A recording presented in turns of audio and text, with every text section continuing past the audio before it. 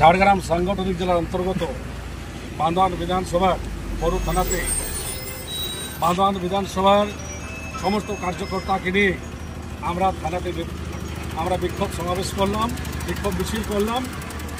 কারণ দিকে দিকে নারী নির্যাতন এবং আদিবাসীদের উপর হেনস্থা সারা বাংলা জুড়ে চলছে।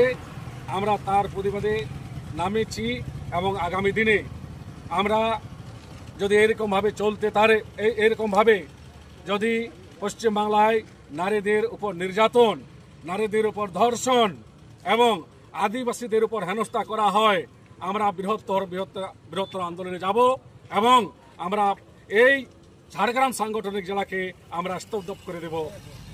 এইটাই আমাদের আজকের প্রতিশ্রুতি রইল।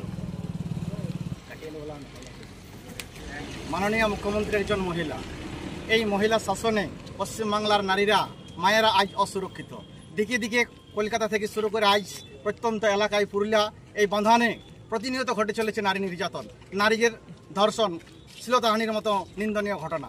এই কিছুদিন আগে আপনারা দেখেছেন বাঁধানে হসপিটালে ঘটেছিল, তার কিছুদিন পরে বড়গাড়িয়াতে ঘটেছে। আর এই সদ্য দুর্গাপুরে এক ছাত্রীকে গণধর্ষণ করা হয়েছে। সেই গণধর্ষণের প্রতিবাদে আজকে ভারতীয় জনতা পার্টি ঝাড়গ্রাম সাংগঠনিক জেলার পক্ষ থেকে, বাঁধান বিধানসভার পক্ষ থেকে আজ বড় থানাতে আমরা ডেপুটেশন দিলাম। আমরা সমস্ত জনগণকে নিয়ে এই বার্তা দিতে চাই, যদি এই সরকার, এই অমানবিক সরকার এই গণধর্ষণ বা এই নিন্দনীয় ঘটনাগুলো যদি রোধ করতে না পারে, তাহলে 26-এর বিধানসভা নির্বাচনের আমরা গণতান্ত্রিক উপায়ের উপযুক্ত জবাব দেব। জয় হিন্দ, জয় হিন্দ, জয় হিন্দ। ভারত মাতা কি জয়, ভারত মাতা কি জয়, ভারত মাতা কি জয়।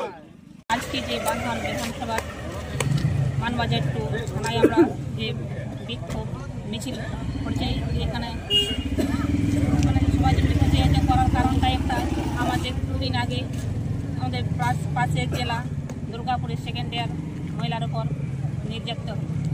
আজকে দিদি বলছেন যে আমি সারা রাজ্যে লক্ষ্মী ভাণ্ডার দিচ্ছি, লক্ষ্মীরাই যদি সুরক্ষা নাই এবং লক্ষ্মীরাই আজ দিকে দিকে নির্যাতিত হচ্ছেন, ধর্ষিত হচ্ছেন, আমাদের অমন লক্ষ্মী ভাণ্ডার আমরা চাই না। আমরা দিদিকে 26-এ বিসর্জন চাই। তাই আমি সমস্ত কার্যকর্তাকে আমি বলছি, এই 2026-এ এই বাঁধান বিধানসভা থেকে আমরা টিএমসিকে বিসর্জন দিব, এই আশা আকাঙ্ক্ষা রেখে। ভারত মাতা কি জয়, মাতা কি।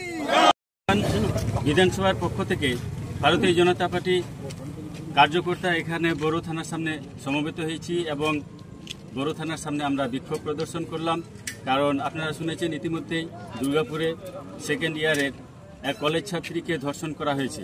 শুধু দুর্গাপুরের ঘটনা নয়, এই তৃণমূল সরকার 2011 সালে আসার পর থেকে, ক্ষমতায় আসার পর থেকেই রাজ্যের বিভিন্ন প্রান্তে একটার পর একটা নারী নির্যাতনের ঘটনা ঘটেই চলেছে।